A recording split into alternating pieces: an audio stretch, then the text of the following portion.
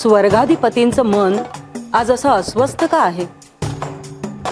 बानूकडे जाऊन आल्यापासून तुम्ही अस्वस्थ आहात. काय झाले आहे? काही समस्या आहे का? समस्या म्हटली तर आहे, म्हटली तर नाही. मी समजले नाही. माझी कन्या बानू श्री महादेवांची परमभक्त, जिचे ते भाग्यविधाता आहे, जिचा गतजन्म देखील त्यांच्याशी श्री पार्वती देवींशी जोडला गेला आहे. आणि आता तिला ते सत्य जाणून घेण्याची ओढ लागली आहे. हे मला देखील ठाऊक आहे, पण तुम्ही अस्वस्थ असण्यामागे केवळ एवढेच कारण नाही. देवी, जेजुरीला जाऊन आल्यावर मला कळले की श्री खंडेरायांशी हवे तेव्हा बोलण्याचे, त्यांना हवे तेव्हा भेटण्याचे स्वातंत्र्य बानूला नाही. अत्यधिक काळ तिला आपल्या पतींचा विरह सहन करावा लागतो. तिची अस्वस्थता मला जाणवली आणि म्हणून तिला सहाय्य करण्याचे वचन मी दिले आहे. सहाय्य? पण नेमके काय करणार? कळेल तुला.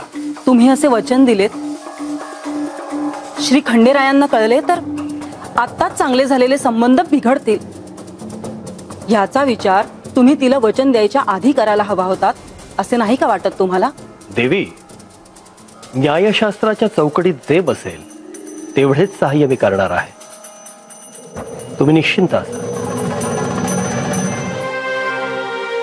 तिला सहाय्य कसे करता येईल या विवंचनेत मी नाही. मी केवळ याचा विचार करतो आहे की बानूला अशी कोणती वस्तू देता येईल ज्याच्यामुळे तिला श्री खंडेरायांशी संवाद साधता येईल, त्यांना हवे तेव्हा बघता येईल. असे मनोवांछित तर केवळ कल्पवृक्षच पूर्ण करू शकतो.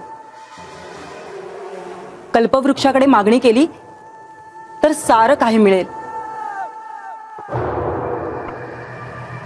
पण बानूने तुम्हाला तसं काही सांगितलं आहे का? माझ्याकडे नाही, परंतु नारद मुनींकडे तिने आपल्या मनातील इच्छा बोलून दाखवली आहे. आता तिला जे हवे आहे ते मिळवून देण्यासाठी मला कल्पवृक्षाकडे आवाहन करावे लागेल. तुम्ही तिला सहाय्य करत आहात हे चांगलेच आहे, पण तुम्हाला एकच सांगू इच्छिते की तुमच्यामुळे त्यांच्या आयुष्यात वादळ निर्माण होणार नाही याची काळजी घ्या. मी तशी काळजी घेईन.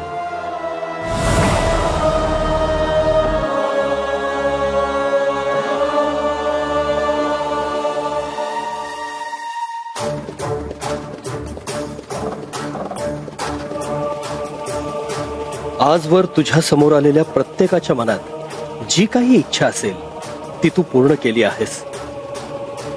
तू कल्पवृक्ष आहेस, मनोवांछित पूर्ण करतोस.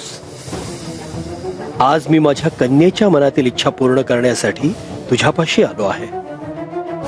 माझ्या ज्या कन्येच्या वधाची मी आज्ञा दिली होती, आज तिच्यासाठीच मी तुझ्यापाशी येईन असे मला कधी वाटलेही नव्हते.